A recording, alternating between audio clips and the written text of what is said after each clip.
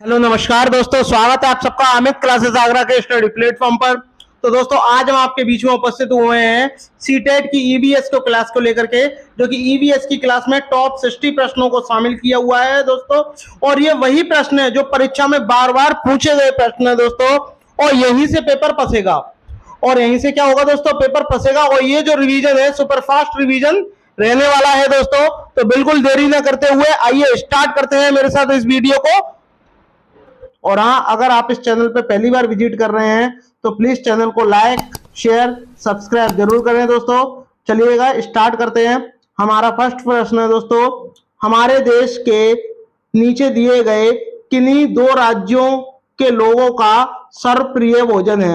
यदि हमारे जो देश के दो राज्यों का ये जो हमें भोजन दिया हुआ है, जैसे कि इडली है, बड़ा है, डोसा है, सांभर है, नारियल की चटनी है, ये नीचे दिए गए दो राज्यों में से किनका ये सर्वप्रिय भोजन है, ये आपको बताना है।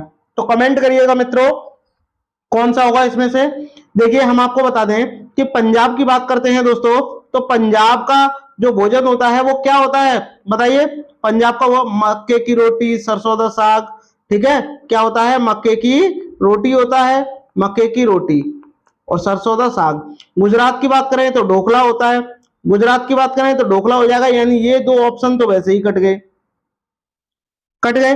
अब हम आगे बढ़ते हैं। अब हमने आगे देखा कि छत्तीसगढ़ में चटनी तो है, बट लाल चीटी की चटनी है। किसकी चटनी है? लाल चीटी की चटनी है, बहुत ही ज्यादा फेमस है, सर्वप्रिय है, लाल चीटी की चटनी है, ठीक है।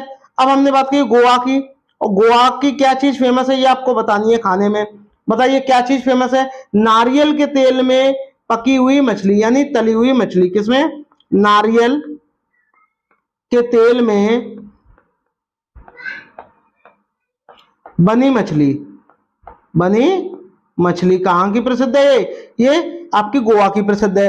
तो डी वाला होगा नहीं, ए होगा नहीं, बी होगा नहीं, एक ही ऑप्शन रह गया, क्या आपका? सी वाला ऑप्शन रह गया। आप जानते हो इडली डोसा कहाँ के हैं? तमिलनाडु के हैं। तमिलनाडु का एक बहुत ही महत्वपूर्ण नृत्य है जिसका नाम क्या है बताइएगा, ये आप कमेंट करके बताइएगा, ठीक है। चलिए आगे बढ़ते हैं। आई होप आपको वीडियो पसंद आ रही होगी। अगर पसंद आ रही हो तो प्लीज दोस्तों लाइक शेयर सब्सक्राइब जरूर करें दोस्तों। बात करते हैं कुछ लल्लन टॉप यानी महत्वपूर्ण प्रश्नों के बारे में। तमिलनाडु और आंध्र प्रदेश के लोगों का सर्वप्रिय भोजन क्या है? इडली है, वड़ा है, डोसा है, सांभर है और नारियल के तेल की सॉरी नारियल की चटनी। गुजरात के लोगों का क्या है? ढोकला है, मेथी मुठिया है।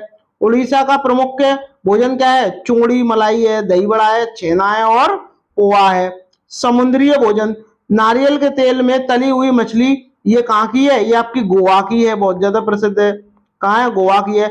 चावल और स्थानीय मसाले गोवा के प्रमुख भोजन पदार्थ हैं। अभी मैंने आपको बताया लाल चीटी की चटनी, ये कहाँ के लिए प्रसिद्ध है? ये आपकी छत्तीसगढ़ के लिए प्रसिद्ध है। चलिए आगे बढ़ते हैं। प्रश्न नंबर सेकंड, इसमें आपसे कहा गया है दोस्तों, यदि कोई व्यक्ति मुंबई से, यदि कोई व्यक्ति जो मुंबई से चंडीगढ़ तक छोटे रेल मार्ग से होकर रेलगाड़ी द्वारा यात्रा करता है तो कौन से राज्य से उसे गुजरना नहीं पड़ेगा? हमें नेगेटिव वाला चाहिए। तो देखिएगा, जब आपको कहाँ है, आप मुंबई में हैं, तो ये मुंबई का जब आप यहाँ पे मैप देखोगे तो इस टाइप का आपका मैप होगा। तो यहाँ आपका क्या है? यहाँ आपका मुंबई है, क्या है? मुंबई है। और मुंबई के ठीक ऊपर क्या है? गुजरात है। तो जब आप कहाँ जाओगे? चंडीगढ़ जाओगे तो गुजरात तो बीच में आएगा आएगा, तो गुजरात तो आएगा। गुजरात के बाद क्या आएगा?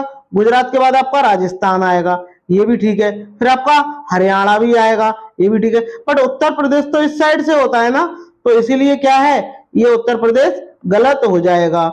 यानी और इसके ऊपर ही क्या आ जाएगा आपका? पंजाब भी होगा। तो कहने का मतलब सिर्फ इतना है कि इसमें से हरियाणा भी मिलेगा, राजस्थान भी मिलेगा, गुजरात भी मिलेगा, बट उत्तर प्रदेश नहीं मिलेगा। बात करते हैं उत्तर प्रदेश की। उत्तर प्रदेश का एक महत्वपूर्ण नृत्य है जिसका नाम क्या है? रासलीला। क्या है? रासलीला। और एक और है जिसका नाम क्या है? रामलीला। क्या है? रामलीला। नौटंकी भी है। क्या है? नौटंकी भी है, ठीक है। बात करते हैं हम, अब हम गुजरात की बात करते हैं। गुजरात का महत्वपूर्ण भोजन क्या है? ढोकला है। क्या है? ढोकला है। राजस्थान की बात करते हैं तो राजस्थान का एक बहुत ही महत्वपूर्ण एक आपका राष्ट्रीय अभ्यारण्य है, वो आपको बताना है, उसका नाम क्या है? केवला देव। क्या है? केवला देव। ठीक है, चलिए आगे बढ़ते हैं, बात करते हैं प्रश्न नंबर थर्ड की। प्रश्न नंबर थर्ड में आपसे क्या बोला गया है, देखिएगा इसमें कहा गया है नीचे दिए गए किसी बालिकाओं के उस कथन पर विचार कीजिए जो उसने किसी कैंप में आए विद्यार्थियों के समूह में दिया है। उसने क्या कहा गया है, एक छात्रा ने बोला है कि मैं जिस शहर से आई हूं जो एक पहाड़ी इलाका है, यानी मैं जहां से आई हूं वह क्या है, एक पहाड़ी इलाका है। ठीक है, अब पहाड़ी इलाका क्या है, जम्मू कश्मीर है नहीं है, उत्तर प्रदेश है नहीं है, दो ऑप्शन हमारे ऐसे कट गए।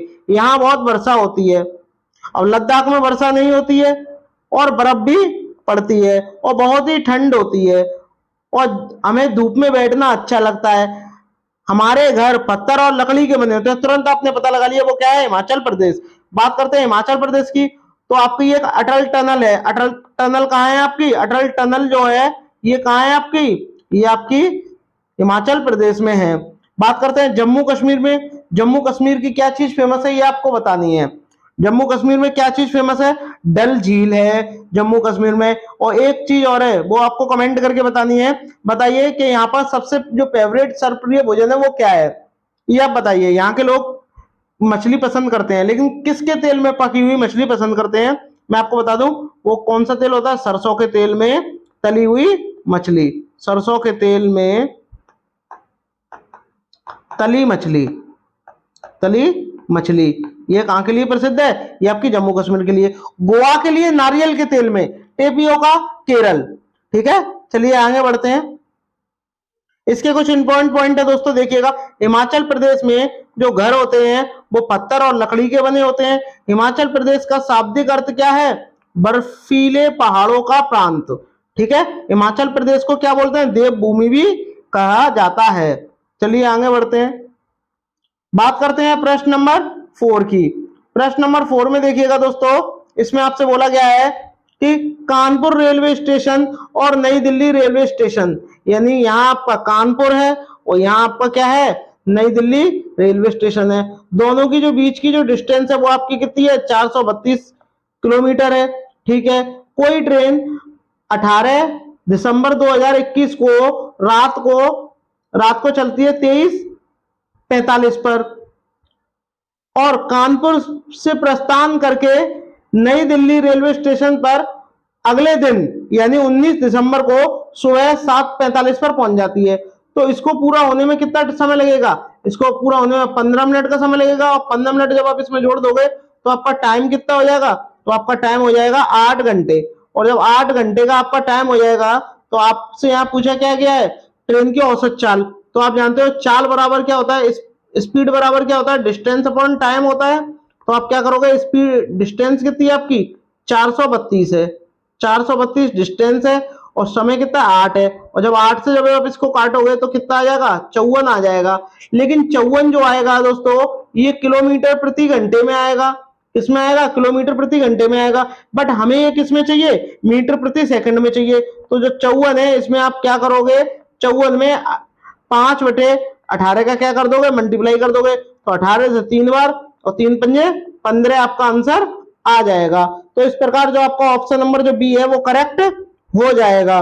ठीक है, बात करते हैं यहाँ पर कानपुर की।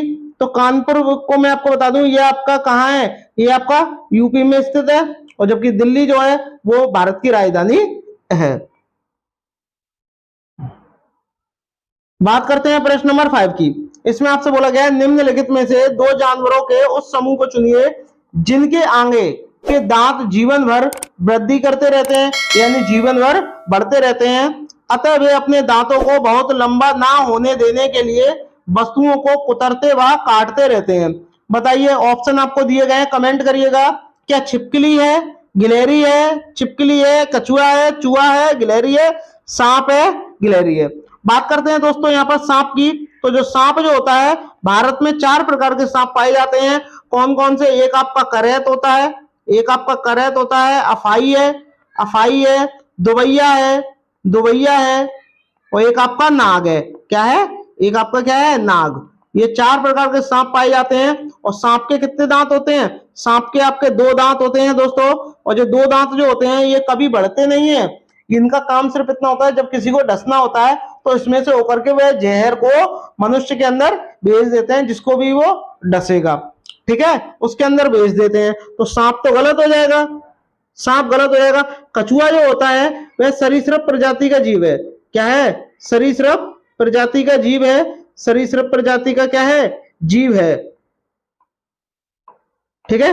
एक बात और मैं आपको बता दूं, जो कछुआ जो है ये क्या है? उभयचर है। क्या है ये? उभयचर, उभयचर, उभयचर है कछुआ।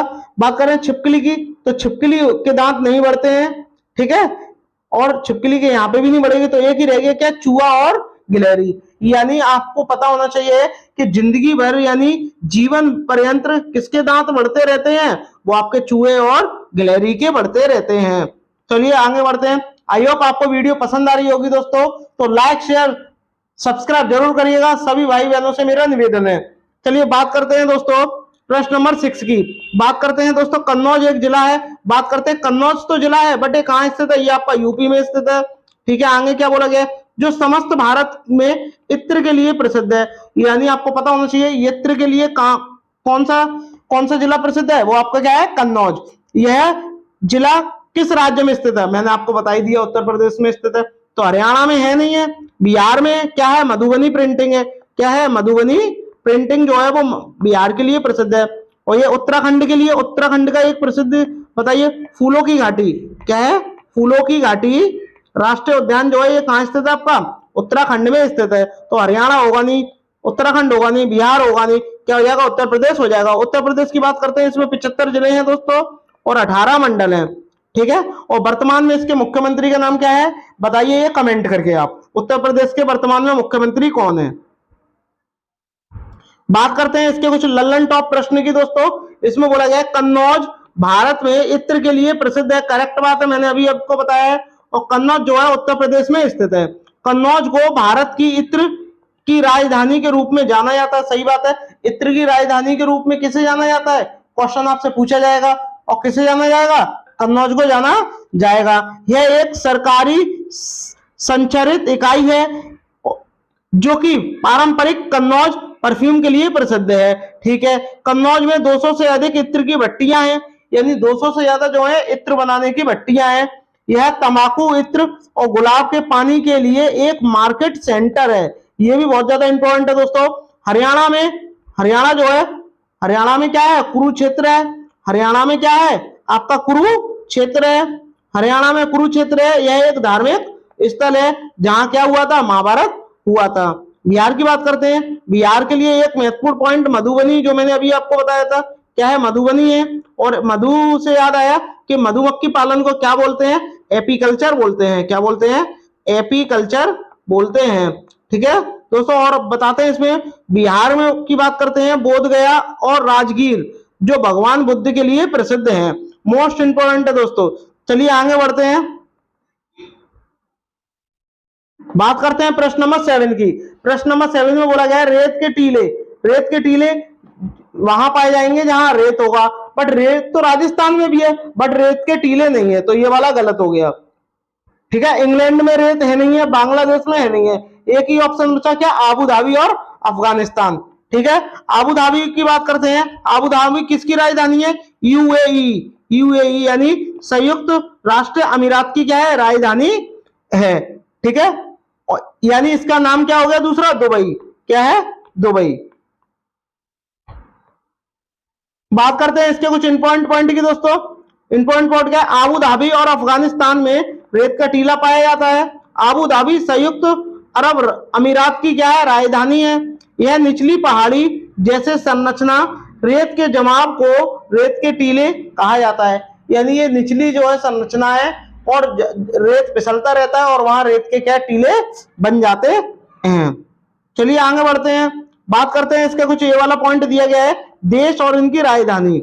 अफगानिस्तान की बात करें तो अफगानिस्तान की राजधानी क्या है? काबुल है।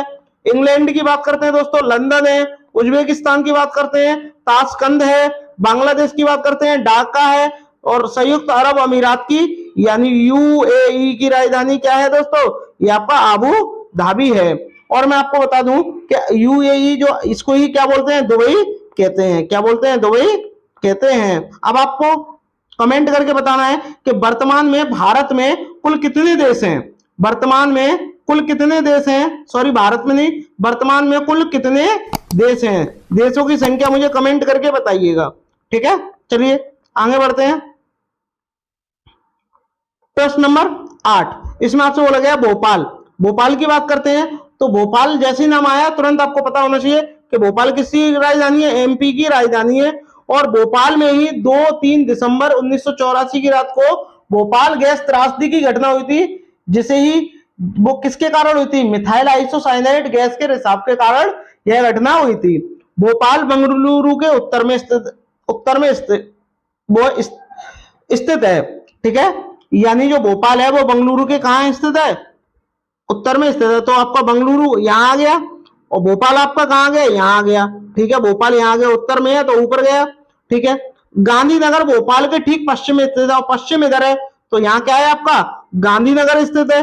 ठीक है, अब आपसे पूछा कि गांधीनगर के सापेक्ष भोपाल की दिशा आपको बतानी है, वो सॉरी बेंगलुरु की दिशा आपको बतानी है गांधीनगर के सापेक्ष। तो बताइए, गांधी के सापेक्ष बोला है तो आप ऐसे कर दो, तुरंत आपको पता चल जाएगा ये आपका क्या है, पूरब है, ये आपका दक्षिण है और ये इधर क्या हो जाएगा, दक्षिण पूरब हो जाएगा। यानी ऑप्शन नंबर जो सी है वो करेक्ट हो जाएगा। चलिए, अगर मेरे भाई बहनों को यह वीडियो पसंद आ रही हो तो प्लीज शेयर और सब्सक्राइब जरूर करें दोस्तों। चलिए आगे बढ़ते हैं, लल्लन टॉप प्रश्नों की चर्चा करते हैं। भोपाल में क्या है, भीम बेटका जो है गुफा जो है कहाँ है, आपकी भोपाल में स्थित है। भारत का इलेक्ट्रॉनिक नगर किसे कहा जाता है, आपका बेंगलुरु को कहा जाता है। इलेक्ट्रॉनिक नगर किसे कहा जाता है, बेंगलुरु को कहा जाता है। गांधीनगर जो है वह गुजरात की क्या है, राजधानी है। ठीक है, और एक आपको बताना है, गुजरात में अभी अभी मैंने आपसे प्रश्न पूछा था भारत में कुल कितने देश हैं, वो आपके कितने हैं, 195 यानी 195 देश हैं। गुजरात में ही क्या है, गिर अभ्यारण्य है। क्या है, गिर अभ्यारण्य कहाँ है आपका, गिर अभ्यारण्य कहाँ है आपका, गिर अभ्यारण्य भी कहाँ है आपका, गुजरात में स्थित है, जो कि एशियाई शेरों के लिए प्रसिद्ध है। बात करते हैं प्रश्न नंबर 9 की। निम्नलिखित में से ब्रॉन्ज के बारे में सही कथन बताना है आपको। जो ब्रॉन्ज जो है क्या है, एक तत्व है, बिल्कुल भी नहीं है, यौगिक भी नहीं है। यह कॉपर और जस्ता से मिलकर बनता है, नहीं बनता। इससे कॉपर और जस्ता से मिलकर क्या बनता है ये आपको बताना है।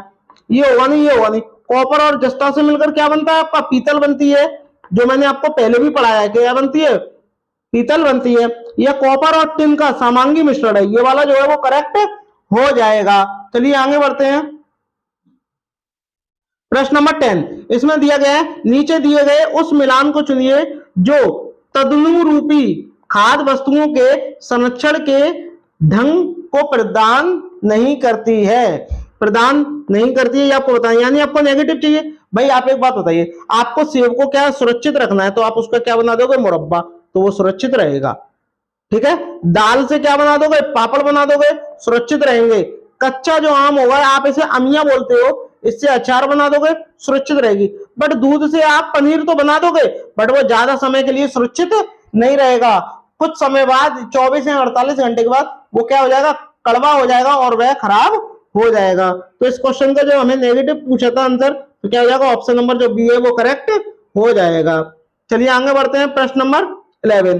प्रश्न नंबर 11 में हमसे बोला गया है हमारे देश के किस भाग में लोगों के रहने के लिए बड़े त्रिकोणीय टेंट के रेवो के, जिन्हें क्या बोलते हैं, रेवो कहते हैं। ठीक है, और जानवरों के स्थान को लेखा कहा जाता है। अब ये कहाँ कहा जाता है ये आपको बताना है। ठीक है, आपको पता होना चाहिए भारत में सबसे पहले सूर्योदय कहाँ होता है, सूर्योदय कहाँ होता है, ये आपका अरुणाचल प्रदेश में होता है। सूर्योदय कहाँ होता है, अरुणाचल प्रदेश में होता है। मेघालय में सर्वाधिक बारिश होती है, क्या होती है, सर्वाधिक बारिश होती है। ठीक है, जम्मू कश्मीर की बात करते हैं तो डल झील, आपकी डल झील, शेषनाग झील, ठीक है, नागिन झील, ये क्या है आपकी जम्मू कश्मीर में स्थित है। लेह लद्दाख की बात करते हैं दोस्तों, यहाँ क्या बोलते हैं, जो त्रिकोणीय जो टेंट के बने घर होते हैं उन्हें रेबो बोलते हैं, और जहां जानवर रहते हैं उन्हें लेखा बोलते हैं। ठीक है, यानी इस प्रश्न का जो आंसर हो जाएगा ऑप्शन नंबर डी के साथ चला जाएगा। चलिए बात करते हैं प्रश्न नंबर आपका 12, यानी 12वां प्रश्न है। देखिएगा 12वां प्रश्न में क्या बोला है, हमारे देश के में कितने केंद्र शासित प्रदेश है। बहुत ज्यादा ट्रेंड कर रहा है ये प्रश्न, मैं आपको बता दूं, कभी कभी क्या था, किसी समय पे 7 थे, किसी समय पे 8 थे और किसी समय पे 9 थे, तो 2 तो होगा ही नहीं। तो वर्तमान में अब आपको बताना है क्या है, कि 7 है, 8 है, 9 है। तो 7 है नहीं है, 9 है नहीं है, कितने हैं आपके, 8 हैं। ठीक है, चलिए आगे बढ़ते हैं, बात करते हैं इनके कुछ जो 8 जो पॉइंट दिए गए हैं, 8 जो केंद्र शासित प्रदेश दिए गए हैं उनके बारे में। भारत में कुल कितने शासित प्रदेश हैं, 8 केंद्र शासित प्रदेश हैं, जिसमें से पहला दिल्ली है, दूसरा अंडमान और निकोबार द्वीप समूह है, चंडीगढ़ है, ठीक है, दादर नगर हवेली और दमन और दीव है, लक्षद्वीप है, पुदुचेरी है, जम्मू कश्मीर और लद्दाख है। अब आपको मुझे कमेंट करके बताना है, जो चंडीगढ़ है वो किन 2 राज्यों की राजधानी है, ये आपको पता होना चाहिए। किसकी राजधानी है, पंजाब की भी राजधानी है और आपकी हरियाणा की भी राजधानी है। कौन सी राजधानी है, चंडीगढ़। चंडीगढ़ जो है वो 2 राज्यों की राजधानी है। बात करते हैं प्रश्न नंबर आपकी 13। इसमें आपसे कहा गया है, नीचे दिए गए 3 राज्यों के उस समूह को चुनिए जिसके सभी राज्य समुद्र तट के अरब सागर पर स्थित हैं।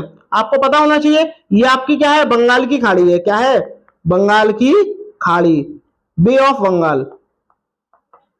और ये आपका क्या है, इधर आपका क्या है, अरब सागर। क्या है, अरब सागर है आपका। अब आपको पता होना चाहिए, देखिएगा, जो आपको मैं बता दूं, जो तेलंगाना जो है, बात करते हैं तेलंगाना की, तो तेलंगाना तो बंगाल की खाड़ी की तरफ स्थित है, तो ये वाला गलत हो गया। आंध्र प्रदेश और तेलंगाना बंगाल की खाड़ी की तरफ स्थित है, गलत हो गया।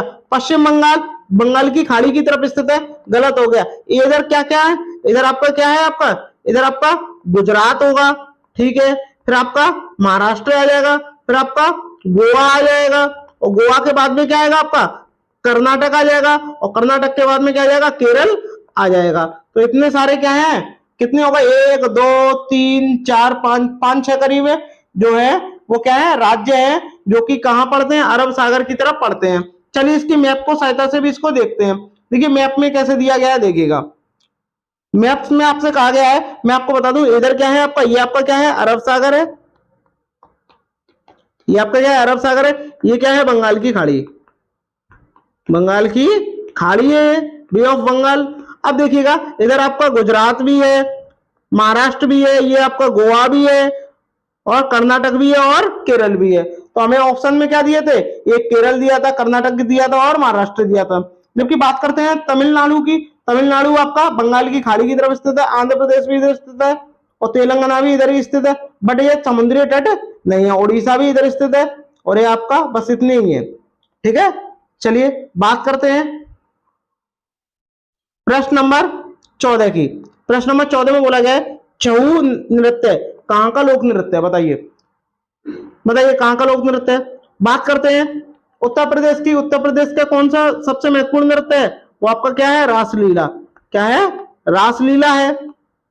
असम की बात करते हैं, इसका नौटंकी भी है, नौटंकी भी है, और एक आपका रामलीला भी है। असम का क्या है, बिहू है। क्या है, बिहू है। छत्तीसगढ़ की बात करते हैं, क्या है आपका, छऊ है। मिजोरम की बात करते हैं तो चेराव नृत्य जो है ये कहां का है, चेराव नृत्य जो है वो कहां का फेमस है आपका, ये आपका मिजोरम का फेमस है। तो आपसे क्या पूछा है, छऊ नृत्य है, तो आपका क्या हो जाएगा, ऑप्शन नंबर सी है वो करेक्ट हो जाएगा। और आपको बता दें, छत्तीसगढ़ में एक चीज फेमस है, लाल चीटी की चटनी। मैंने आपको हर बार बताता हूं, लाल चीटी की चटनी बहुत ज्यादा पूछा जाता है, इसलिए तो इस चटनी का आपको ध्यान रखना है। ठीक है, बात करते हैं इसके कुछ इंपॉर्टेंट पॉइंट की दोस्तों। इंपॉर्टेंट पॉइंट में आपसे क्या बोला गया, रासलीला, रामलीला और नौटंकी उत्तर प्रदेश के हैं। एक और डांस लिख लो जिसका नाम क्या है, नागिन डांस। क्या है, नागिन डांस कहाँ का है, ये अभी आपका कहाँ का है, बट ये लोक नृत्य नहीं है। कहाँ का है ये आपका उत्तर प्रदेश का है। बिहू, भोर, ओजापल्ली नृत्य कहाँ के हैं, ये आपके असम के हैं। छऊ, ढोरला, गेंडी ये कहाँ के हैं, आपके छत्तीसगढ़ के हैं। ये को लिख लो चेराव। चेराव जो है ये नृत्य कहाँ का है, ये आपका कहाँ का है, ये आपको बताना है। ये आपका कहाँ है, मिजोरम का है। कहाँ का है, मिजोरम का है। चलिए आगे बढ़ते हैं, प्रश्न नंबर 15। प्रश्न नंबर 15 की चर्चा करते हैं दोस्तों।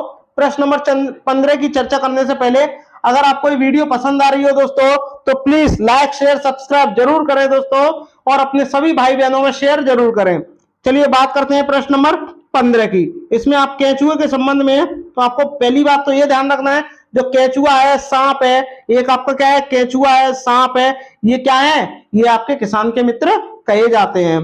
बात करते हैं, केचुए खेत में छेद बनाते हैं और वायु जल के मृदा तक पहुंचने के लिए आसान रास्ता प्रदान करते हैं। जब खेत जुत जाता है तो उसमें केचुए क्या करते हैं, उसमें मिट्टी में अंदर जाकर के उसको पोला कर देते हैं, जिससे क्या होता है, उसमें से वायु आसानी से पार हो सके। तो पहला वाला तो करेक्ट हो जाएगा, और पहला सब में दिया हुआ है, केचुआ खेत में छेद बनाकर जमीन को पोली करते हैं, ये भी ठीक है, दूसरा भी है, तो दूसरा इसमें है नहीं है, इसलिए गलत हो गया। केचुआ मुख्य फसल खरपतवार को बचाते हैं, बिल्कुल गलत, तीसरा जो है वो गलत है, और तीसरा आपका इसमें दिया हुआ है, ये भी गलत हो गया। केचुए का मल मृदा को उपजाऊ बनाता, बात एकदम करेक्ट है, तो इसका मतलब क्या हो जाएगा, ऑप्शन नंबर क्या हो जाएगा, डी हो जाएगा। एक और आपसे पूछ सकता है, केचुओं को किसान का मित्र कहा जाता है। बात करते हैं प्रश्न नंबर 16 की। प्रश्न नंबर 16 में कहा गया है मिश्रित लर्निंग, यानी जो आपको सब सारे जो भी आपकी सीखने के कौशल होते हैं उन सबको मिला दे, तो वो क्या कहलाती है, मिश्रित लर्निंग कहलाती है। और जो मोड होता है ईबीएस पढ़ाने के क्या क्या फायदे हैं, विद्यार्थी कहीं से भी शामिल हो सकता है, बात एकदम सही है, जो विद्यार्थी जो है वो कहीं से भी शामिल हो सकता है। विद्यार्थियों को शिक्षक और साथियों से बातचीत करने का क्या मौका मिलता है, बताइए, बातचीत करने का मौका मिलता है या नहीं, अपने साथियों से जरूर मिलता है, भाई बातचीत करेंगे जब तो डिस्कस करेंगे, तो ये वाला हो जाएगा। विद्यार्थियों को शिक्षा के दौरान चौकन्ना रहने, ये गलत हो गया, चौकन्ना क्या हो जाएगा, गलत हो जाएगा, सी होगा नहीं, यानी ये जो आपका ऑप्शन नंबर क्या बोलते हैं, थर्ड नंबर है, ये गलत हो जाएगा स्टेटमेंट। विद्यार्थी अपने ऑनलाइन से सीखी हुई बातें घर समुदाय में पूरक गतिविधियों द्वारा पूरा कर सकते हैं, यानी जो उन्होंने विद्यार्थियों ने ऑनलाइन सीखी है या ऑफलाइन सीखी है, ठीक है, उनको क्या करेंगे, घर और समुदाय, यानी कहीं ना कहीं बाह्य वातावरण से जोड़ रहे हैं, तो आपका फोर्थ वाला ये भी सही हो जाएगा। तो पहला दूसरा चौथा, पहला दूसरा चौथा आपके ऑप्शन नंबर किसमें है, सी में है, तो आपका दूसरा भी नहीं होगा, ये भी नहीं होगा, और चौथा तो होगा ही नहीं, ऑप्शन नंबर क्या हो जाएगा, सी करेक्ट हो जाएगा। चलिए बात करते हैं प्रश्न नंबर 17 की। प्रश्न नंबर 17 में आपसे बोला गया निम्नलिखित में से कौन सी वीडियो कॉन्फ्रेंसिंग ऐप के माध्यम से ईवीएस पढ़ाने के समकालीन शिक्षण की विशेषता है। अब आपको समकालीन शिक्षण की विशेषता बतानी है, तो अब आपको कमेंट करके बताना है कि इसका कौन सा आंसर होगा, बताइए। विद्यार्थी किसी भी समय कक्षा में शामिल हो सकते हैं, वीडियो कॉन्फ्रेंसिंग चलिए किसी भी समय क्यों हो जाएंगे, तो ये गलत हो जाएगा। शिक्षक और विद्यार्थी वास्तविक समय में बातचीत करने में सक्षम है, करेक्ट बात है। जब भी वे शामिल होते हैं विद्यार्थियों को ऑनलाइन क्लास का पाठ्य वस्तु मिल जाता है, ऐसा कतई नहीं है। शिक्षक किसी भी समय पाठ्य सामग्री को साझा करने में सक्षम होते हैं जिसकी विद्यार्थी किसी भी समय प्रयोग कर सकता है, ऐसा बिल्कुल नहीं है, यानी आपका ऑप्शन नंबर जो आपका बी है वो करेक्ट हो जाएगा। चलिए बात करते हैं प्रश्न नंबर 18 की। प्रश्न नंबर 18 में आपसे क्या बोला गया है, देखिएगा, इसमें आपसे बोला गया है स्वाति जो है वो कक्षा 4 की क्या है, स्वाति कक्षा 4 की एक ईवीएस शिक्षिका है, और उसने क्या है कई तरह के पौधे जैसे घास, बांस, गुलाब, केला, बरगद, ताड़ के पेड़ का वीडियो दिखाती है, और सभी पेड़ पौधों के आकार, पत्ते, तने, फूलों के बारे में विद्यार्थियों के साथ चर्चा करती है। तो कहीं ना कहीं वो उसके विभिन्न भागों के बारे में ही तो बता रही है। तो इस गतिविधि में सबसे उपयुक्त उद्देश्य विद्यार्थियों का ध्यान आकर्षित करना है। तो क्या आकर्षित करना है ये आपको बताना है, कि पौधों के भागों को आकर्षित करना है, बिल्कुल भी नहीं है। पौधों के पेड़ों के बीच अंतर, ऐसा भी नहीं है। पेड़ पौधों के वर्ग के भीतर मौजूद भिन्नता, यानी पेड़ पौधों में के जो भाग होते हैं उनके बीच जो भिन्नता पाई जाती है, जो डिफरेंस पाया जाता है, उसके बारे में वह क्या है, आकर्षित करना चाहती है। तो सी वाला करेक्ट हो जाएगा, ठीक है, क्या हो जाएगा, सी वाला करेक्ट हो जाएगा। मानव के लिए गलत हो जाएगा, ए भी गलत हो जाएगा, यानी आपका ऑप्शन नंबर सी है वो 100% करेक्ट होगा। चलिए बात करते हैं प्रश्न नंबर 19 की। इसमें आपसे बोला है रीता एक ईवीएस का थीम खाद्य पढ़ाते हुए, यानी ईवीएस का एक थीम है जिसका नाम क्या है, खाद्य। कक्षा 5 के विद्यार्थियों को पास पड़ोस के घरों में विभिन्न खाद्य संरक्षण विधियों का सर्वेक्षण कराने के लिए कहती है।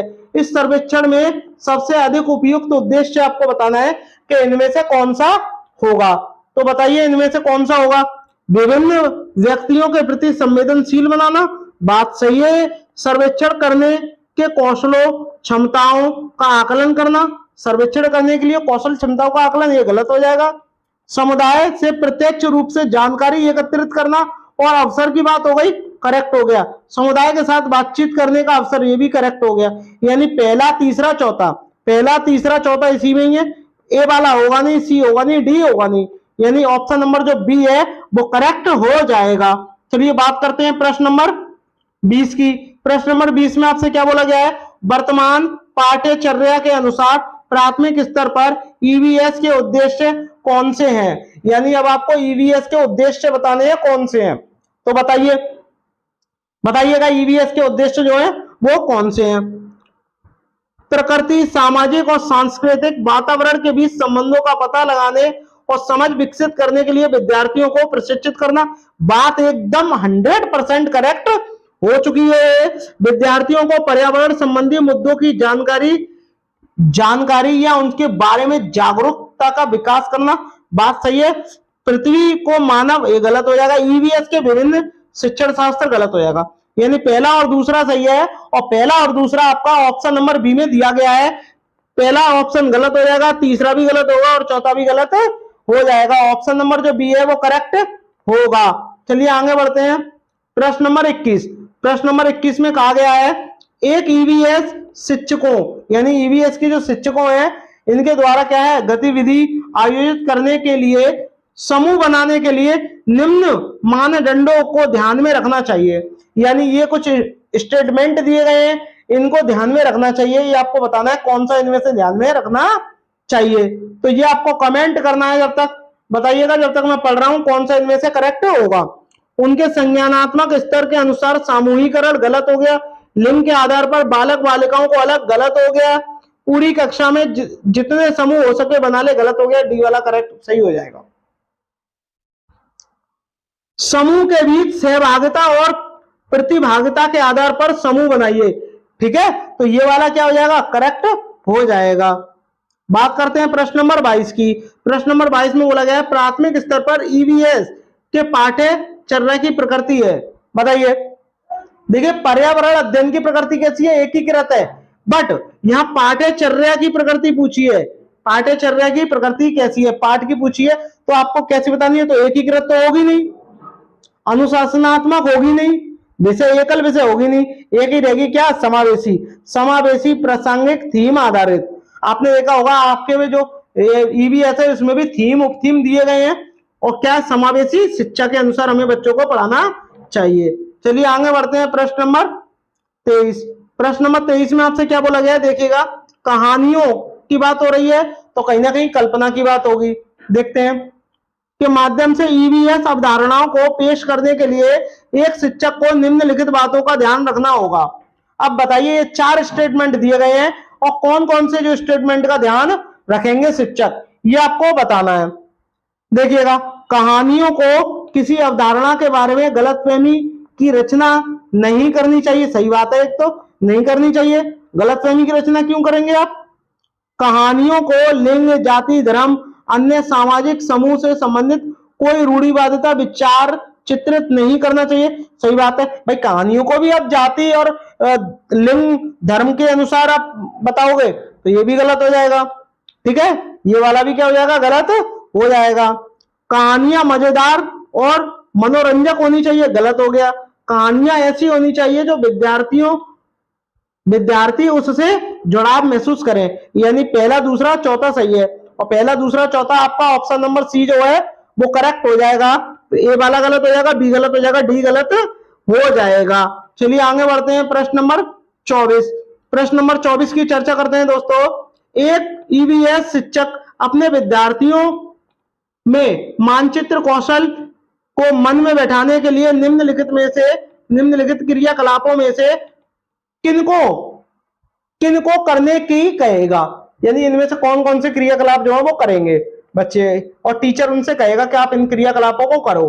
तो बताइएगा कौन सा होगा इनमें से बताइए। मानचित्र में बुनियादी शिक्षा दिशाओं का पता लगाना, बात एकदम सही है। मानकीकृत चित्रों बनाना, ये भी ठीक है। अपने बनाए गए मानचित्रों के प्रतीकों का प्रयोग करना, ये भी बात सही है। मानकीकृत सार्वभौमिक प्रतीकों का उपयोग करते हुए मानचित्र की व्याख्या करना, ये भी सही है। यानी पहला, दूसरा, तीसरा, चौथा, चारों स्टेटमेंट जो है वो करेक्ट हो जाएंगे। पहला गलत हो जाएगा, दूसरा हो जाएगा, तीसरा भी गलत हो जाएगा। चलिए आगे बढ़ते हैं। प्रश्न नंबर 25। प्रश्न नंबर 25 में आपसे क्या बोला गया है, देखिएगा। एक ईवीएस शिक्षिका एक चर्चा के दौरान बताती है कि राजस्थान के गांव के लोग स्थानीय रूप से उपलब्ध सामग्री से ही अपना घर बना लेते हैं। यानी उनके यहाँ जैसी सामग्री पाई जाती है उसी से ही अपना क्या है, घर बना लेते हैं। जबकि मुंबई जैसे शहरों के लोग सीमेंट, ईंट, कांच और टाइल जैसी सामग्री खरीद कर घर लाते हैं और तब जाकर वो घर को बनवाते हैं। तो इस चर्चा में आकलन सीखने का प्रतिफल क्या है, ये आपको बताना है। देखिए, कहीं ना कहीं राजस्थान और मुंबई की तुलना हो रही है, तो अवलोकन की तो बात है नहीं है, विश्लेषण की तो है। विशेषताएं हैं भाई, क्योंकि वहां ऊंची ऊंची बिल्डिंगें पाई जाती हैं, प्रयोग है नहीं है। तो विश्लेषण और तुलना दोनों है, और दोनों आपके इसमें है। तो आपका ऑप्शन नंबर जो डी है वो करेक्ट हो जाएगा। यानी ए वाला नहीं होगा, रिकॉर्डिंग की कोई बात ही नहीं है, बी होगा नहीं और सी होगा नहीं। ऑप्शन नंबर जो आपका डी है वो करेक्ट हो जाएगा। चलिए आगे बढ़ते हैं। प्रश्न नंबर 26। प्रश्न नंबर 26 में देखते हैं दोस्तों क्या बोला गया है। एक ईवीएस की शिक्षिका चाहती है कि उसके विद्यार्थी पानी को बर्बाद करने वाले लोगों की विभिन्न दैनिक गतिविधि, यानी जो लोग पानी को बर्बाद करते हैं उनकी दैनिक गतिविधियों और व्यवहारों का पता लगाएं। समझ रहे हो आप? कहने का मतलब इतना है कि जो लोग पानी को वेस्ट करते हैं, बर्बाद करते हैं, वो उनकी गतिविधि क्या है, उनका नेचर कैसा है, व्यवहार कैसा है, उनके बारे में पता लगाने के लिए कहती है। निम्न में से कौन सी रणनीति उद्देश्यों की पूर्ति के लिए सबसे उपयुक्त होगी, बताइए। जल से संबंधित वृत्त चित्र और फिल्में, कतई नहीं। एक नाले का भ्रमण गलत हो जाएगा यहाँ। पड़ोस और परिवार के साथ बातचीत करना, बताइए क्या होगा, ये वाला सही होगा क्या? नहीं होगा। आपका एक परिवार द्वारा उपयोग किए गए पानी की मात्रा का अनुमान, यानी एक परिवार ज्यादा से ज्यादा कितना पानी यूज करता है और कौन कौन से परिवार ज्यादा पानी यूज करते हैं, कौन कौन बर्बाद करते हैं, तो इसमें पता चल जाएगा। तो ऑप्शन नंबर जो आपका डी है वो करेक्ट हो जाएगा। आई होप आपको वीडियो अच्छी लग रही होगी। अगर अच्छी लग रही हो तो प्लीज दोस्तों एक लाइक जरूर करिएगा। एक लाइक तो बनता है दोस्तों, हम आपके लिए इतनी जो मेहनत जो करते हैं, एक लाइक तो बनता है। बात करते हैं प्रश्न नंबर 27 की। निम्नलिखित में से कौन सा प्राथमिक स्तर पर पर्यावरण शिक्षा का अभिन्न घटक है, यानी मुख्य घटक है, अभिन्न घटक है। बस देखिए, पाठ्य पुस्तकें हैं, बच्चों का वातावरण है, भाषाई दक्षता है या रोल प्ले है, बताइए कौन सा है।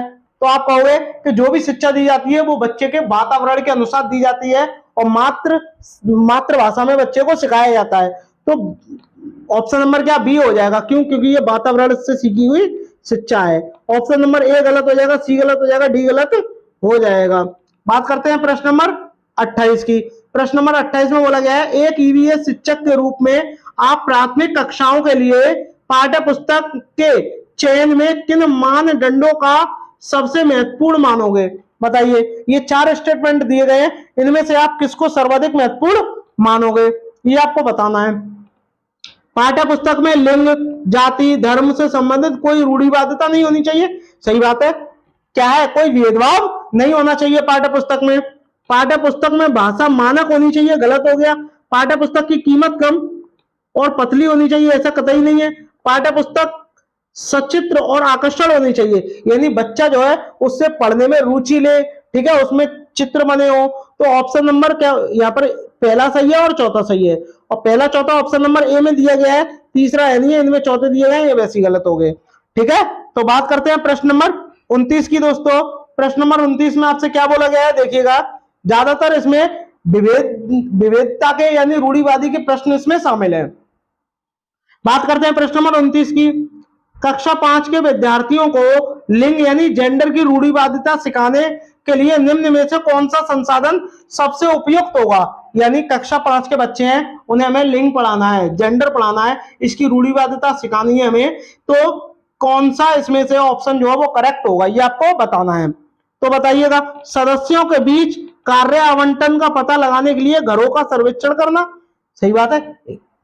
अखबारों से लिंग का सशक्तिकरण, महिलाओं की कहानियां गलत हो गया, महिलाएं स्वास्थ्य पेशेवर संख्या ये भी गलत हो गई। ऑप्शन नंबर जो आपका ए है वो कहीं ना कहीं करेक्ट जरूर है। सदस्यों के बीच आवंटन का पता लगाना कि कितनी वस्तुएं कितने लोगों के बीच बट रही हैं। बात करते हैं प्रश्न नंबर 30 की। प्रश्न नंबर 30 की चर्चा करते हैं कि एक ईवीएस शिक्षक के रूप में आपको अपने विद्यार्थियों के रिपोर्ट कार्ड प्रक्रिया कौशलों में दक्षता स्तर का विवरण देना है। निम्न में से कौन सी रिपोर्टिंग सबसे उपयुक्त होगी? बताइए। विवरण रिपोर्टिंग, अक्षर में ग्रेड, क्रम निर्धारण मापनी या संख्याओं में ग्रेडिंग? बताइए, कमेंट करिएगा। तो देखिएगा, बच्चों की क्या बताने हैं? कार्ड में प्रक्रिया कौशलों की दक्षता का विवरण देना है हमें। तो वो कहां से देंगे? क्रम निर्धारण मापनी से, कि कौन सा बच्चा कितने में नंबर पे आया है। अक्षर में ग्रेड नहीं देंगे, विवरण रिपोर्ट नहीं देंगे, संख्या में ग्रेड होगा नहीं। तो ऑप्शन नंबर जो आपका सी है वो करेक्ट हो जाएगा। फर्स्ट की दोस्तों, प्रश्न नंबर फर्स्ट में आपसे कहा गया है, राधा के शिक्षक यह अवलोकन करते हैं कि राधा को श्यामपट्ट पढ़ने में कठिनाई हो रही है। यानी राधा नाम की एक लड़की है और उसके शिक्षक यह अवलोकन करते हैं कि राधा जो है श्यामपट्ट पर पढ़ने में क्या कठिनाई महसूस कर रही है या उसे कठिनाई हो रही है। डॉक्टर सलाह देते हैं कि राधा को ऐसे खाद्य पदार्थ यानी ऐसे खाने के पदार्थ की मात्रा बढ़ाने की आवश्यकता है जिनमें निम्न में से पोषक तत्व प्रचुर मात्रा में हो। बताइए, कौन से प्रचुर मात्रा में हो? देखने में कठिनाई हो रही है, तो देखने में कठिनाई हो रही है तो कहीं ना कहीं आंखों के से संबंधित है, और आंखों से संबंधित कौन सी विटामिन की कमी के कारण आंखों की संबंधित प्रॉब्लम होती है? वो होती है आपके विटामिन ए। क्या होती है? Vitamin A. इसको हम क्या बोलते हैं? रतौंधी रोग हो जाता है, यानी उसको क्या है? रतौंधी रोग हो गया है दोस्तों। ठीक है, बात करते हैं विटामिन के। विटामिन के में क्या होता है? रुधिर का थक्का नहीं जमता है। क्या नहीं जमता? रुधिर का थक्का नहीं जमता है दोस्तों। विटामिन सी की बात करते हैं, इसकी कमी से क्या स्कर्वी नामक रोग हो जाता है। क्या हो जाता है? स्कर्वी रोग हो जाता है। और विटामिन सी जो है वो ज्यादातर खट्टे पदार्थों में देखने को मिलता है। ठीक है, बात करते हैं विटामिन डी। विटामिन डी में क्या होता है? हड्डियां कमजोर हो जाती हैं। हड्डियां कमजोर हो जाती हैं, सिर में दर्द होने लगता है, जोड़ों में भी दर्द होने लगता है और नाखून जो है कमजोर हो जाते हैं। तो आई होप ये आपको बढ़िया लगा होगा, तो शेयर जरूर करिएगा। चलिए बात करते हैं प्रश्न नंबर सेकंड की। प्रश्न नंबर सेकंड में आपसे बोला गया है, कौन सा वन्य जीव संरक्षण, कौन सा वन्य जीव संरक्षण, बात करते हैं कौन सा वन्य जीव संरक्षण हंगुल मृग के संरक्षण के लिए प्रसिद्ध है? बताइए, हंगुल मृग के संरक्षण के लिए प्रसिद्ध है, ये आपको बताना है। बताइए कौन सा प्रसिद्ध है? बताइए, कमेंट करिएगा। बात करते हैं, क्या सरिस्का है, क्या दाचीग्राम है, क्या जिम कार्बेट है या रानीखेत है? बताइए। देखिए, बात करते हैं तो इसका राइट आंसर क्या हो जाएगा? आपका ऑप्शन नंबर बी हो जाएगा। जिम कार्बेट कहाँ है? जिम कार्बेट आपका ये कहाँ है? ये आपको कमेंट करके बताना है। बताइए, जिम कार्बेट जो आपका राष्ट्रीय उद्यान है ये कहाँ है? आपका यूके में है। यूके यानी उत्तराखंड में है। कहां पर है? उत्तराखंड में है। वही हम सरिस्का की बात करते हैं। सरिस्का ये कहाँ स्थित है? ये आपको बताना है। ये कहाँ स्थित है? ये आपका राजस्थान में स्थित है। कहाँ स्थित है? राजस्थान में है। ठीक है, चलिए आगे बढ़ते हैं। बात करते हैं प्रश्न नंबर थर्ड की। प्रश्न नंबर थर्ड में आपसे बोला गया है, संपूर्ण विश्व में शुरू होने वाली ओजोन परत की बात होती है तो इसका सूत्र क्या होता है? O3 होता है। और ओजोन जो दिवस है वो दोस्तों कब मनाते हैं? 16 सितंबर को मनाते हैं। कब मनाते हैं? 16 सितंबर को मनाते हैं। और जो ओजोन परत है ये आपकी समताप मंडल में पाई जाती है। कहां पाई जाती है? समताप मंडल में पाई जाती है। कि क्षरण एक महत्वपूर्ण पर्यावरण संबंधित पहल है। ओजोन परत का क्षरण किस कारण प्रारंभ हुआ? इसका चुनाव करिए। बताइए, किस कारण इसका जो है संरक्षण होने लगा? क्या रामसर सम्मेलन के कारण होने लगा, क्या मॉन्ट्रियल प्रोटोकॉल, या क्योटो प्रोटोकॉल, या डरबन शिखर सम्मेलन? बताइए किसके कारण यह होने लगा? कमेंट करिएगा, कमेंट करिएगा। तो इसका राइट आंसर क्या हो जाएगा? मॉन्ट्रियल प्रोटोकॉल के कारण यह क्या है? यह आयोजित होने लगा। बात करते हैं यहाँ हम ओजोन परत को कौन कौन सी गैसें नुकसान पहुंचा सकती हैं, जिसमें से महत्वपूर्ण भूमिका कौन सी निभाती है? CFC यानी क्लोरोफ्लोरोकार्बन, CO जो कि वाहनों से ज्यादातर निकलती है, CO2 जल वाष्प, मीथेन, ये सारी क्या है आपकी? ये आपकी क्या है? ग्रीन हाउस गैसें हैं। चलिए बात करते हैं प्रश्न नंबर 4 की। इसमें आपसे बोला गया है, यह पक्षी जो दिल्ली में सामान्य रूप से दिखाई देता था, परंतु अब इस चिड़िया के बारे में जागरूकता बढ़ाने हेतु एक विशेष दिन मनाया जाता है, क्योंकि शहरीकरण के कारण यह दुर्लभ हो गई है। वह चिड़िया बताइए, दुर्लभ का मतलब धीरे धीरे गायब होती जा रही है। तो बताइए क्या वह मोर है, कोयल है, तोता है, गौरैया है? बताइए बताइए क्या होगा इसका राइट आंसर, कमेंट करिएगा इसका राइट आंसर क्या होगा, बताइए। तो उसका राइट आंसर क्या हो जाएगा आपका, ऑप्शन नंबर जो डी है वो करेक्ट हो जाएगा। बात करते हैं जो गौरैया दिवस है ये कब मनाया जाता है, बताइए कब मनाया जाता है? ये आपका 20 मार्च को मनाया जाता है, विश्व गौरैया दिवस। मोर जो होता है, मोर जो है भारत का क्या है, राष्ट्रीय पक्षी है। कौन है, राष्ट्रीय पक्षी है मोर, ठीक है, राष्ट्रीय पक्षी है मोर। चलिए आगे बढ़ते हैं, बात करते हैं प्रश्न नंबर 5 की। निम्न में से किन स्थानों पर आप नावों का प्रयोग यातायात के साधन के रूप में देख सकते हैं? बताइए, क्या लद्दाख कारगिल में देख सकते हैं, कश्मीर केरल में देख सकते हैं, सिक्किम दार्जिलिंग में देख सकते हैं, या दिल्ली एवं मिजोरम में देख सकते हैं? बताइए बताइए कहां देख सकते हैं? तो आपको कहीं ना कहीं ये तो पता होगा कि दिल्ली में नाव कहां से आ गई, तो ये तो वैसे ही कट गया, और कारगिल में तो है ही नहीं है। लद्दाख में क्या है, एक झील है, बस वहीं पे नाव चलती है। लेकिन यहाँ बात हो रही है कि यातायात के साधनों के रूप में वहां तो घूमने के लिए करते हैं, तो सिक्किम में है नहीं है। तो एक ही आपका ऑप्शन क्या है, कश्मीर और केरल। केरल में क्या होता है, सबसे ज्यादा लंबी नाव कहां पाई जाती है, केरल में पाई जाती है, और केरल में ही आपकी क्या है, शांत घाटी है। क्या है, शांत घाटी जो राष्ट्रीय उद्यान है ये कहाँ है, केरल में ही है। और केरल का यही फेवरेट डिश है जिसका नाम क्या है, टेपियोका। क्या है, टेपियोका जो है बहुत ही ज्यादा स्वादिष्ट तरीके से खाया जाता है, टेपियोका। अब आपको कमेंट करके बताना है कि लिंगहू फेन कहाँ खाया जाता है, लिंगहू फेन जो है वो कहाँ खाया जाता है, ये आपको कमेंट करके मुझे बताना है कहाँ खाया जाता है। करते हैं प्रश्न नंबर 6 की दोस्तों। प्रश्न नंबर 6 में बोला गया है कि रानी को एक कपड़े का टुकड़ा प्राप्त होता है। अब जो कपड़ा प्राप्त होता है वो क्या है, बहुत ही मजबूत है और चटक रंग का है, ठीक है, अधिक क्षेत्र युक्त नहीं है, यानी ज्यादा उसका क्षेत्र क्या है, फैला हुआ नहीं है, जलने पर गंध उत्पन्न करता है, और गंध सिर्फ एक ही उत्पन्न करता है, वो क्या है, पॉलिस्टर। क्या करता है, पॉलिस्टर। और भी आगे बढ़ लो, सभी जगह उपलब्ध है, सही बात है, उच्च तापमान पर पॉलिस्टर का कपड़ा कभी नहीं पहना जा सकता, और यह जो कपड़ा होता है वो कई कामों में लिया जाता है। तो आपका ऑप्शन नंबर क्या हो जाएगा, बी वाला करेक्ट हो जाएगा। चलिए बात करते हैं प्रश्न नंबर 7 की। प्रश्न नंबर 7 में आपसे क्या बोला गया है, देखिएगा, निम्न में से कौन सा एक कीटभक्षी पौधा नहीं है? अब आपको कीटभक्षी पौधा बताना है कि इनमें से कौन सा कीटभक्षी पौधा नहीं है। तो बताइए कौन सा नहीं है, बताइए बताइए कौन सा नहीं है, कमेंट करिएगा। देखिए, डायोनिया है, करेक्ट बात है। निफेथेंस, इसी को ही घटपर्णी कहते हैं, इसी को क्या बोलते हैं, घटपर्णी कहते हैं, और ये मैं आपको पढ़ा भी चुका हूं, ये क्या है, कीटभक्षी पौधा है, ठीक है। संड्यू भी क्या है, एक कीटभक्षी पौधा है, बट एजिटेटम जो है ये एक कीटभक्षी पौधा नहीं है। तो आपका ऑप्शन नंबर क्या हो जाएगा, सी वाला करेक्ट हो जाएगा। चलिए आगे बढ़ते हैं, बात करते हैं प्रश्न नंबर 8 की दोस्तों। और प्रश्न नंबर 8 की चर्चा करने से पहले अगर आप इस चैनल पर पहली बार विजिट कर रहे हैं तो प्लीज लाइक शेयर सब्सक्राइब जरूर करें दोस्तों, और जो पहले से ही विजिट कर रहे हैं, देख चुके हैं, तो वो एक बार शेयर जरूर करें। चलिए आगे बढ़ते हैं, बात करते हैं प्रश्न नंबर 8 की दोस्तों। प्रश्न नंबर 8 में बोला गया है, यदि भिन्न प्रजाति के दो जीव संपर्क में एक साथ आते हैं, यानी दो जीव हैं और अलग अलग प्रजाति के हैं और वो एक साथ क्या संपर्क में आते हैं, और इस संबंध में एक जीव को फायदा होता है और दूसरे को नुकसान होता है, तो ऐसे संबंध को आप क्या कहेंगे, बताइए? संयोजिता कहेंगे? नहीं कहेंगे। सहोपकारिता नहीं कहेंगे, सहजीवी भी नहीं कहेंगे, क्या कहेंगे? परजीविता कहते हैं। एक को नुकसान हो और एक को क्या हो, फायदा हो, तो ऐसे को क्या कहेंगे, ऐसे संबंध को हम परजीविता कहते हैं। बात करते हैं प्रश्न नंबर 9 की।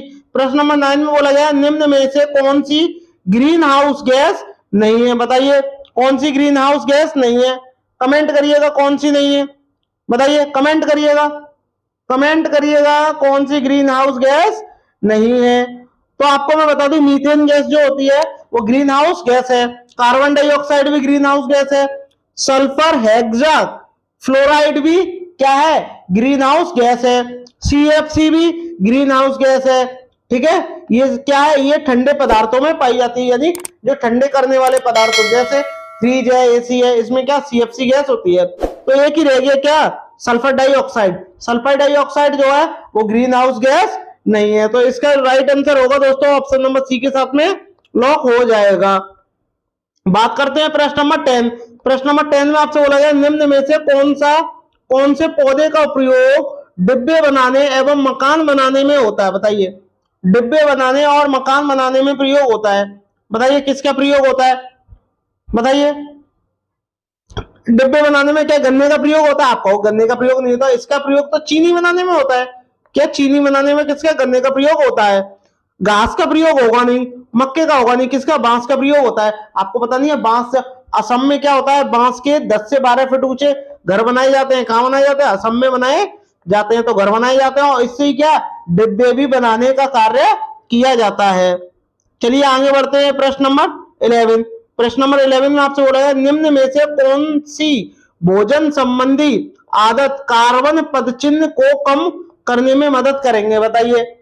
इसका क्या होगा, कार्बन पदचिह्न को कम करने में क्या करेंगे, मदद करेंगे। तो बताइए क्या है इसका, मांस एवं मछली खाना, सुरक्षित खाद्य पदार्थ जैसे डिब्बाबंद बीन्स का सेवन करना, दूध व दूध से बने पदार्थ का सेवन करना। भाई यहाँ कार्बन पदचिह्न को कम करने की बात हो रही है। स्थानीय रूप से उगाए गए खाद्य पदार्थों का सेवन करना, यानी मांस मछलियों का प्रयोग आप नहीं कर सकते, सुरक्षित डिब्बाबंदी युक्त का प्रयोग नहीं कर सकते, दूध से बनी हुई कोई भी वस्तु नहीं खा सकते। ऐसी वस्तु खा सकते हैं जिसको आपने क्या खुद ही उगाया हो। ठीक है, ऐसी वस्तुओं को आप खा सकते हो। चलिए आगे बढ़ते हैं प्रश्न नंबर 12। प्रश्न नंबर 12 में बोला गया कर्क रेखा किन में निम्न में से किन भारतीय राज्यों से होकर के गुजरती है, बताइए। कर्क रेखा कौन कौन से भारतीय राज्यों से होकर के गुजरती है, तो टोटल कितने राज्यों से होकर गुजरती है, 8 राज्यों से होकर के गुजरती है। जिनमें से कौन कौन से हैं वो आपको नाम आपको दिए गए। सबसे पहले मैं आपको बता दूं इनमें से क्या है, इनमें से क्या आपको देखने हैं कि कौन सा इनमें से राज्य है जहां से क्या है कर्क रेखा होकर के गुजरती है। तो बताइए कौन सा होगा इनमें से राइट आंसर, कमेंट करिएगा। देखिए सबसे पहले मैं आपको बता दूं महाराष्ट्र से होकर गुजरती नहीं है, महाराष्ट्र से होकर के नहीं गुजरेगी, महाराष्ट्र से होकर के नहीं गुजरती। ठीक है, और आगे बढ़ते हैं।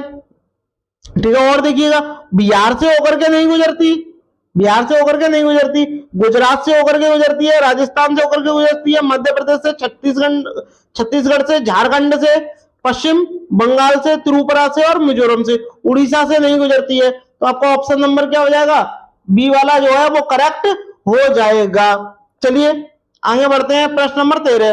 प्रश्न नंबर 13 में आपसे बोला गया है एक शहरी परिवेश में, यानी एक शहर में लोग रहते हैं और वहां के परिवेश में कोई सब्जी बेचने वाला अपने उत्पाद को लंबे समय तक नहीं रख सकता और इस कारण तुरंत ही उसे कम दामों पर बेचने का निर्णय लेता है। जैसे कोई सब्जी वाला है, वह क्या है, अगर उसकी कोई चीज नहीं बिक रही है और वो खराब ना हो जाए उससे पहले वह क्या करेगा, कम दाम पर बेच देता है। तो आपको बता दें निम्न में से कौन सा करेक्ट होगा, बताइए। वह सूचना प्राप्त निर्णय लेने के लिए शिक्षित नहीं है, ऐसा बिल्कुल भी नहीं है। उसमें विक्रय बेचने की कला का अभाव है, भाई वो तो बेचने वाला ही है, अभाव क्यों होगा उसमें। शीघ्र खराब होने वाला सामान होने के कारण संकटग्रस्त बिक्री, संकटग्रस्त का मतलब होता है जल्द से जल्द उसे बेचना, जल्द से जल्द बेचना। डी वाला गलत हो जाएगा, आपका ऑप्शन नंबर जो आपका सी है वो करेक्ट हो जाएगा। बात करते हैं यहीं पे प्रश्न नंबर 14 की। इनमें से किन पक्षियों की चोंच में छानने की प्रणाली होती है, बताइए। छानने की प्रणाली होती है, अब आपको बताना है किन में होती है, बताइए। गौरैया में होती है, आप कहोगे नहीं होती। गौरैया दिवस कब मनाया जाता है, 20 मार्च को मनाया जाता है। क्या गौरैया दिवस 20 मार्च को मनाया जाता है। मेकाओ में होती नहीं है, रेवर में होती नहीं है, क्या होती है, फ्लेंगोमो और हंसावर में क्या होती है, छानने की प्रणाली होती है। बात करते हैं प्रश्न नंबर 15 की। सरसों का तेल, सरसों के तेल में बनी मछली कहाँ के लोग खाते हैं, भाई बताइए। सरसों के तेल में बनी हुई मछली कहाँ के लोग खाते हैं, बताइए। कहाँ के लोग खाते हैं, कश्मीर के लोग खाते हैं। कहाँ के लोग खाते हैं, कश्मीर के लोग खाते हैं। गोवा के लोग किसमें खाते हैं? नारियल के तेल में बनी हुई समुद्री मछली, नारियल के तेल में, नारियल के तेल में बनी मछली, बनी मछली कहां के लोग खाते हैं? ये आपके कहां के लोग खाते हैं? गोवा के लोग खाते हैं। केरल में क्या है? टेपियोका, क्या है? टेपियोका है, टेपियोका है, ठीक है, टेपियोका है, यहां ओका कर लो, टेपियोका है। पंजाब में क्या है? छोले भटूरे, छोले भटूरे हैं पंजाब में, ठीक है। और क्या बोलते हैं उसको, सरसों का साग, मक्के की रोटी कहाँ है? ये आपके पंजाब में प्रसिद्ध है। बट आपसे पूछा है सरसों का तेल, तो आपका ऑप्शन नंबर जो आपका बी है वो करेक्ट हो जाएगा। चलिए आगे बढ़ते हैं, प्रश्न नंबर 16। ईवीएस की प्रकृति है, बताइए कैसी है ईवीएस की प्रकृति? बताइए, क्या स्थिर है? बिल्कुल भी नहीं है। अंतर संबंधित है, अनुशासन क्या है? एकीकृत है। ईवीएस की प्रकृति कैसी है? एकीकृत प्रकृति है, ठीक है। आई होप आपको वीडियो अच्छी लग रही होगी। अगर अच्छी लग रही हो तो प्लीज शेयर जरूर करिएगा सभी दोस्तों में। अब हम बात करते हैं प्रश्न नंबर 17 की। प्रश्न नंबर 17 की बात करते हैं दोस्तों। इसमें बोला गया है ईवीएस का पाठ्यक्रम थीम आधारित है, क्योंकि बताइए थीम आधारित क्यों है? बताइए क्यों आधारित है थीम? शिक्षक छात्रों के सिखाने को सरलता से आगे बढ़ा सके, बिल्कुल भी नहीं। छात्र ईवीएस को सीखने सिखाने की प्रक्रिया में शामिल होकर सीख सकते हैं, बिल्कुल भी ऐसा बिल्कुल नहीं है। छात्र ईवीएस को आसानी से, बिल्कुल भी नहीं। थीम छात्रों में पर्यावरण के बारे में एक संयुक्त अंतर संबंधित समझ को विकसित करता है। आपका ऑप्शन नंबर क्या हो जाएगा? ए जो है वो करेक्ट हो जाएगा। चलिए आगे बढ़ते हैं, प्रश्न नंबर 18 की बात करते हैं। कक्षा 3 से 5 तक ईवीएस विषय के रूप में विज्ञान, सामाजिक विज्ञान, पर्यावरण, शिक्षा, इन तीनों को मिलाकर के पर्यावरण पढ़ाया जाता है। को निम्न में से किसकी अनुशंसा पर एकीकृत करता है? बताइए, क्या एनसीएफ 1988 द्वारा करता है, 2005 द्वारा, 2007 या 1986 द्वारा? बताइए कौन सा होगा इसका राइट आंसर? तो आप सब जानते हैं एनसीएफ 2005 के द्वारा ही है। क्या है? एनसीएफ 2005 के द्वारा सभी विज्ञान हुआ, सामाजिक हुआ, पर्यावरण, शिक्षा हुई, इनको किसमें? एक ही विषय में ईवीएस में मिलाकर के पढ़ाना होता है, ठीक है। चलिए आगे बढ़ते हैं, प्रश्न नंबर 19। प्रश्न नंबर 19 की चर्चा करते हैं दोस्तों। और इसमें आपसे क्या बोला गया है देखिएगा। एक ईवीएस की अध्यापिका के लिए अपनी ईवीएस कक्षा में निम्न में से कौन सी सर्वाधिक चुनौतीपूर्ण है? बताइए। छात्रों का लिंग, ये तो भेदभाव की बात आ गई, तुरंत गलत हो गया। भौगोलिक स्थिति, बड़े विद्यालय, गलत हो गया। एक ही होगा क्या? ऑप्शन नंबर सी, विभिन्न प्रकार के छात्रों को संबोधित करना, उन्हें समझाना, ठीक है। बात करते हैं प्रश्न नंबर 20 की दोस्तों। प्रश्न नंबर 20 की चर्चा करते हैं। निम्न में से किस प्रकार का सीखना ईवीएस कक्षाओं के लिए उपयुक्त है? बताइए किस प्रकार का सीखना ईवीएस की कक्षाओं के लिए क्या है? उपयुक्त है। तो मैं आपको बता दूं, पहला वाला स्टेटमेंट दिया गया है, इसमें 4 स्टेटमेंट दिए गए हैं। बात करते हैं एक एक स्टेटमेंट की इसमें से। तो देखिएगा, पहला स्टेटमेंट है स्वयं करके सीखना, बात एकदम सही है। तो पहला वाला तो होगा, इसलिए सी वाला ऑप्शन वैसे कट गया। विवरणों द्वारा सीखना, बताइए क्या विवरणों द्वारा सीख सकते हैं? विवरणों द्वारा एकदम गलत हो जाएगा, यानी सेकंड जिसमें होगा वो गलत हो जाएगा। परिभाषा द्वारा सीख सकते हैं, सही बात है, परिभाषा द्वारा सीख सकते हैं, ये वाला गलत हो गया। रट कर सीखना गलत हो गया, यानी आपका ऑप्शन नंबर जो आपका बी है वो करेक्ट हो जाएगा। यानी पहला और तीसरा करेक्ट स्टेटमेंट है, ठीक है। चलिए आगे बढ़ते हैं, बात करते हैं प्रश्न नंबर 21 की। ईवीएस के पाठ्यक्रम में हम चीजें कैसे बनाते हैं और करते हैं? इनमें से बताइए कि ये जो आपको दिया गया है, हम चीजें कैसे बनाते हैं और करते हैं, ये आपका थीम है, ये आपका थीम है या उप थीम है, ये आपको बताना है। तो बताइए ये क्या है, कमेंट करिएगा। क्या ये आपका थीम है या उप थीम है? बताइए, कमेंट करिएगा, जल्दी से जल्दी कमेंट करिएगा। तो आप सब जानते हैं ये क्या है, आपका थीम है। तो आपका ऑप्शन नंबर क्या हो जाएगा? ए करेक्ट हो जाएगा, ठीक है। बात करते हैं प्रश्न नंबर 22 की। प्रश्न नंबर 22 की चर्चा करते हैं दोस्तों। इसमें आपसे क्या बोला गया है देखिएगा। इसमें आपसे बोला गया है पशुओं के संरक्षण के विषय पर छात्रों को संबोधित करने के लिए किसी नीति की खोज कीजिए। अब ये नीति जो है वो 4 स्टेटमेंट में दी गई है। अब आपको बताना है कि कौन सा इसका करेक्ट होगा। बताइएगा कौन सा होगा इसका। क्या कहानियां एवं विवरण, बात सही है, कहानियां एवं विवरण द्वारा क्या है आप बच्चों को क्या सिखा सकते हो कहानी और विवरण के माध्यम से। ठीक है, और खोज की बात हो रही है, खोज की कहानियां सुनाओगे तो कहीं ना कहीं उनके अंदर क्या है, विकास होगा कि ऐसा है तो क्यों है। तो पहला वाला सही हो जाएगा, पहला वाला जो इसका होगा वो क्या हो जाएगा, करेक्ट हो जाएगा। पहला वाला स्टेटमेंट करेक्ट है। प्रयोग करना, प्रयोग गलत हो गया, यहाँ खोज की बात हो रही है, दूसरा भी सही है। हास्य चित्र पट्टिका ये भी सही है, कविताएं भी ये भी सही है। यदि पहला तीसरा और चौथा जो है वो आपको ऑप्शन नंबर बी में दिया गया है और वही आपका क्या हो जाएगा, करेक्ट हो जाएगा। चलिए बात करते हैं प्रश्न नंबर 23 की। प्रश्न नंबर 23 में बोला गया कक्षाओं में ईवीएस के क्रियाकलापों का संचालन करने का उद्देश्य बताइए। क्या उद्देश्य है, ये 4 स्टेटमेंट दिए गए हैं, अब आपको बताना है कौन सा इनमें से क्या हो जाएगा, उद्देश्य सही होगा। बताइए कौन सा सही होगा। छात्रों को अन्वेषण और अवलोकन करने का अवसर प्रदान करना, बात एकदम सही है, पॉजिटिव वर्ड मिल रहे हैं। छात्रों में क्रियात्मक कौशल यानी करके सीखने का विकास करने का विकास करना उनमें, तो ये भी सही है। छात्रों में सौंदर्य बोधि संवेदना का विकास करना, ये भी ठीक है। छात्रों को संबंधित विषय वस्तु को स्मरण कराना गलत हो गया। याद करना ये भी गलत होता है। रटना ये भी क्या है, गलत वर्ड होते हैं। दत्त कार्य भी क्या है, ये गलत वर्ड होते हैं। ये जहां पे मिल जाए वो रॉन्ग स्टेटमेंट होते हैं। तो पहला दूसरा तीसरा और ये आपका किसमें, आपका ऑप्शन नंबर जो सी है वो करेक्ट हो जाएगा। चलिए बात करते हैं, हम आगे बढ़ते हैं दोस्तों, बात करते हैं प्रश्न नंबर 24 की। प्रश्न नंबर 24 में देखिएगा क्या बोला गया है, छात्रों द्वारा पूछे गए प्रश्न उनकी ईवीएस शिक्षा प्राप्ति का महत्वपूर्ण सूचक है। क्यों सूचक है ये आपको बताना है। यानी छात्र जो भी प्रश्न पूछते हैं उनकी ईवीएस शिक्षा की प्राप्ति का महत्वपूर्ण क्या है, सूचक है। तो बताइए ये आपको स्टेटमेंट दिए गए हैं, कौन सा होगा इनमें से सही, कमेंट करिएगा कौन सा सही होगा, कमेंट करिएगा। प्रश्न छात्रों के ज्ञान का आकलन करने में मदद करती है, सही बात है। प्रश्न छात्रों को स्वयं की अभिव्यक्ति करने का अवसर, पॉजिटिव वर्ड होता है, करेक्ट हो गया। प्रश्न छात्रों को सीखने के प्रति जिज्ञासा भी क्या है, पॉजिटिव वर्ड है, करेक्ट हो गया।